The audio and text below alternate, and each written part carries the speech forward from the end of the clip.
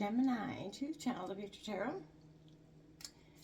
Today we're going to do your love reading, and I feel like the usual in love is not cutting it right now for you at this time. This is going to be for the Sun, Moon, Rising, and Venus signs of Gemini. Take what resonates with you and toss the universe what does not. It's not meant for you, and that's okay. Check out your other placements and the readings that go along with that to get some more guidance if you don't find it here. I'm going to use the singing bowl as I do so, taking that deep breath in and exhaling whenever you feel so inclined to do so. And that's going to help you balance your energy, set your intentions, sort of prepare for the messages, okay? Well, let's get started. Peace, love, health, and wealth, Gemini. Ooh, I feel like this is a real important time. You are really just kind of, love is like like a buffet that you didn't know that you needed. And I feel like in terms of, opportunities or options for some of you, it feels like it could be accumulating quite a bit. New options coming in. But the usual in whatever term, whether you're in it's just not cutting it right now for you. I feel like there's a real sense of meh. Coming over Gemini for April. Sun, Moon, Rising, Venus signs of Gemini for love. April 2025. I think we've all been through a heck of a start to this year already, and I think that transformationally, we've been through a lot of retrograde energies. We've got like a lot of energetic shifts, planet alignments, and this affects us, whether you like to believe it or not, it truly does. It's coming in for Gemini regarding love.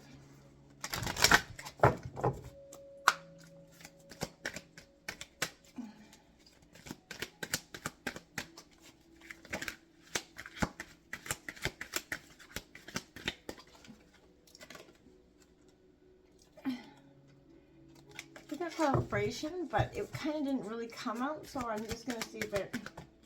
Well, that one did for sure. We have, compassion, Gemini. Compassion. You demonstrate the language of the heart by actively sharing and living love. You're working through it. Like I'm saying, you have compassion. You know exactly. 3 cards came flying out there.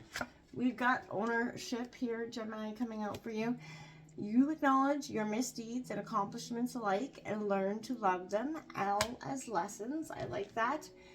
Friendliness for you as well. You are able to recognize traits in common with another in order to forge love-based connections. And the beautiful self-love card. We all need self-love, and you can't love anybody else until we love ourselves. You realize that love of self is necessary to love another. Truly, authentically being. And I think you've had to work through that time, right? Where you've had to work through this, the hurts and the pains of the past so that you can get to these moments that are, where you really are at a point in life where you can offer somebody the real, authentic, love, connection, and best version of yourself, right? It's coming in for Gemini for April 2025 in love. And ownership is a beautiful thing because we, taking it, owning it is powerful. It's growth. Nobody's perfect. Gemini, it's coming in for Gemini in regards to love.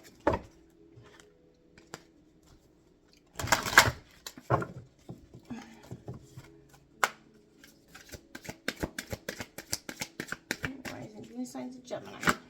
Regarding love. There we go. We have heart-to-heart conversations right there for you, Gemini.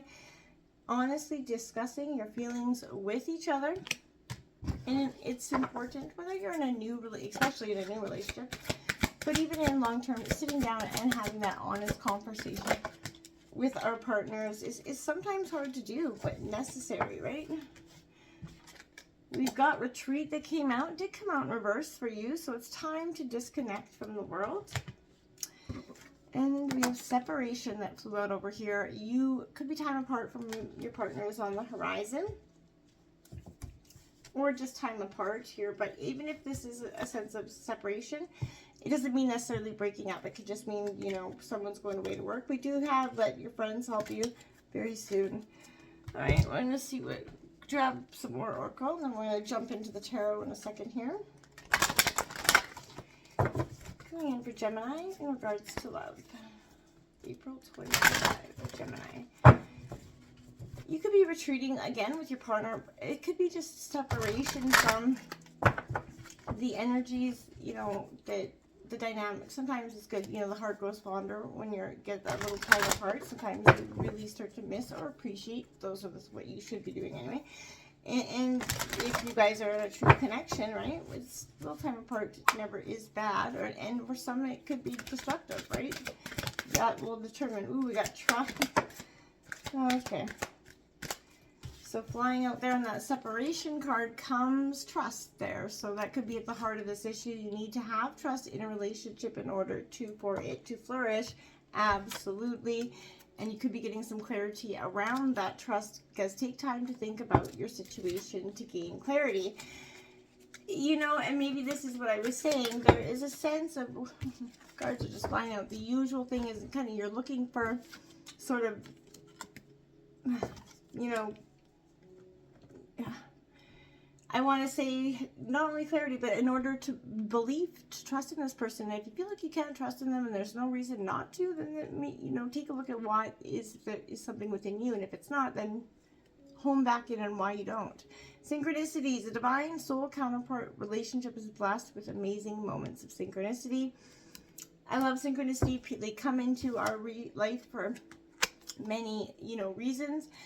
Openness, pay attention to the signs of the divine, synchronistic numbers. Be open to accept divine guidance into your relationships. Openness. But not only that, but be open to your partner. Be open to love, right? You can't just be closed off and hoping for, you know, love to come banging on your door. Attraction, divine soul counterpart attraction transcends superficiality. This is what I mean. You want that connection that defies everything that you've had so far. And that's what I mean. What is it? Just love seems to not be cutting it anymore, because I feel like there's a sense of, you've been through those relationships. You could peg them. You could tell you know, you've met nobody that really just makes you feel like it's going to go that, you know, that one and all kind of energy for some of you. And maybe it's because trust issues have, you know, impacted that. But I feel like self-love is the sense of what is at this issue. You're looking at the ownership of the way things have failed and succeeded in the past, and how you benefit, how you can benefit from that to help yourself in that form of just having that heart-to-heart conversation with yourself, or even in regards to this relationship. It's coming into love for Gemini. And I feel like when you have this heart-to-heart conversation, you're going to have a lot of compassion here for yourself and understanding, as well as that ownership, so that you can kind of get through, you know, accepting that, hey, we all are, you know, have our weak moments, and you know, we all are responsible for hurting somebody at some point, and understanding that, taking ownership, apologizing, and truly letting it go. The Knight of Cups. Well, if this isn't you, this is Don Juan. Very charming energy, kind of suave, kind of coming in with every right thing to say. But it is fast moving and kind of it's fleety energy. It may not last. So it could be, you know, in for a good time, not necessarily a long time energy. It is Cancer, Scorpio, Pisces energy. It's like a rebound, essentially, is what I keep seeing in here. And like I said, he's coming in with the flowers, and he's even got the white horse in the background. Like, he's really coming in with all the stops. So that could be what you're experiencing this week, and it could feel very like a moment of sweeping you off your feet. Just be careful, you know, whether it's guy or girl that is, you know, fast moving energy with that Knight of Cups. So I don't necessarily feel like it's there to stay. You may not even want it to. Nine of Cups in reverse, it's a wish fulfillment. I feel like you're looking for that wish fulfillment. It's right on the precipice, but, you know, there's a lack of taking that leap of faith. I feel like there's something you're not totally willing to do. Again, that is more Cancer, Scorpio, Pisces, but it's not saying that your wishes aren't coming true. You're just having to work through this, you know, last phase of taking that ownership and trusting in your own heart and self. I feel like, Gemini, right now, it's a real moment of truth for you. where you really get to the nitty gritty of so many things. Now, Five of Wands in reverse. Aries, Leo, Sagittarius energy. This is conflict, coming out of a sense of conflict. I think it is good that it's in reverse. But acknowledging that conflict and the detriment, the players that it had, you know, within you. Like, always feeling like you have to fight or stand up for yourself, or, you know, yeah, I always had to back up everything just because somebody else always wanted to argue, right? Seven of Cups coming in, indecision, choices here coming up for you. You're looking for, there's, you know, a lot of things around you. Your mind is whirling here with options, choices. You, in the sense of, like I said, it's like a buffet of options for you. Maybe people from the past are coming in. And I feel like you it's just like it gives you this vital sense of self-love again, because it's like, you're feeling beautiful, you're feeling positive, you're hearing all the right things, they're saying all the right things, there's many coming at you, getting the attention that maybe you've longed or haven't had for so long.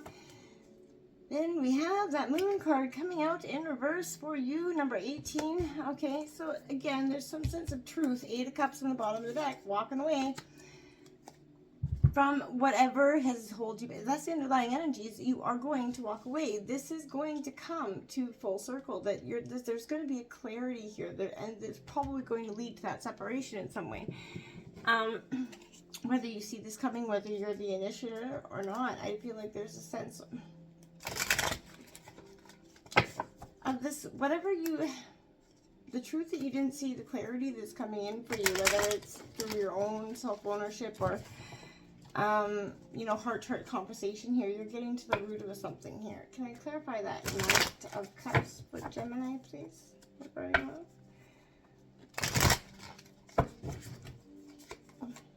Yeah, look at that Six of Cups. So, you know, it's maybe even a person from the past, right? Swift moving action. Somebody coming in for one last, you know, go around. But it could be, again, it's not, they're just, it's nostalgia. You're yearning for the good old days. That could keep you, you know, in this mental loop, because you can't seem to escape, you know, one moon that you want to move forward, you want to retreat, and you see separation for what it is, and the next you're kind of back stuck in this belief of, and seeing them for that sort of Knight of Cups, telling you everything they want, that you think you want to hear, right? Clarifying that Nine of Cups in reverse for Gemini. It's important to acknowledge the past and the nostalgia, take the lessons, but don't linger there. That Tower card is coming out in reverse underneath your Nine of Cups. This is the rebuilding of it. This is why that Nine of Cups is in reverse, because this is your wish fulfillment. The destruction of this tower, the rebuilding is your Nine of Cups moment. It may not seem like it in this moment, of course, but you know, this is you kind of resisting the change here. So try not to do that. Because you're resisting your Nine of Cups essentially. Can I clarify that Five of Wands, please, for Gemini? The World card coming out in reverse. Again, completion. Something isn't coming full circle because it's stuck. It's ruminating. You're focusing on it. You can't make a decision, you know, to get out of your own way, because the situation is just stuck right there in the now, and it's causing you a lot of issues in terms of how to move forward here. Now, Seven of Cups, please, for Gemini.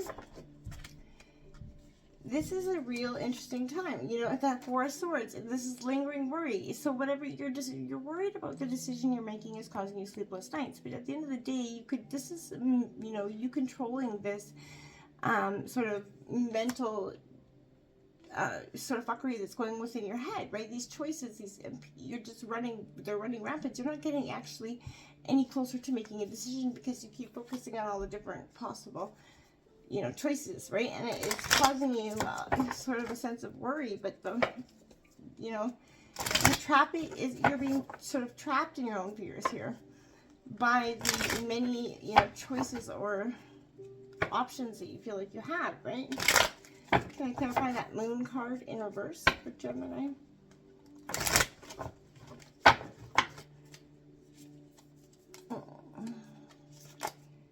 Yeah, you got that. Look at the Nine of Cups in reverse again. So whatever you've been resisting, when you finally allow this choice to come to fruition when you kind of make this choice and allow to move from choice to resolution, and start to see that, you know, this is the fear is an illusion here, absolutely. And if you can sort of face everything and sort of rise, and instead of fearing everything and running here, you're going to get a lot further. Then that Nine of Cups is going to turn from, you know, upside down into your wish fulfillment card, right? You've got it out here twice. It's the universe is trying to give it to you, but you're stuck in this stagnant, you know, transition from moving from tower to rebuild moment. You got the Ten of Cups in the bottom of this deck, right? And the Five of Wands there again. So through this is a true sort of, you know, the usual thing isn't cutting it right now, but you can move past it. And that's why the usual isn't cutting it. That's why you're going to walk away. But at the sense of that urgency, I feel like is here, that love is sort of like that buffet that you didn't know you needed. Again, I repeat that because there is choice here, but I feel like this choice is doing much more for your sense of self-love and growth than you could realize, right? And moving past this, you know, illusion of you know, that Knight of Cups that comes in fast-moving Dawn 1 energy is what's kept you stuck and stagnant all this time. So moving past that, allowing that sort of tower to come in, strip away what's not needed, what's not meant for you, will kind of put you on the right path to this Nine of Cups moment, which is just in the precipice, is just lingering here. The universe just keeps wanting to deliver it. The 9 and the 10 of Cups here. So, you know, absolutely, but it's going to come through. Look at that Knight of Cups again. So with conflict, right? There's a lot of conflict around. Look at that Knight of Cups and the Five of Wands there. Again, it's repeating itself there. So sort of cut the conflict off, sort of cut that Knight of Cups off before it even comes in the door and it has an energy to stir that shit pot. Because when you finally kind of put that sort of truth down and you don't allow them to keep coming in and sort of negatively, you know, repeating the same patterns that you're trying to break yourself free from, that's when you're going to move from the Tower in reverse to the Nine of Cups upright. You're moving from stagnance and sort of destruction to rebuilding and sort of resurrection in a way. And it's going to be a real moment of power for you and growth. Until next time, Gemini, namaste.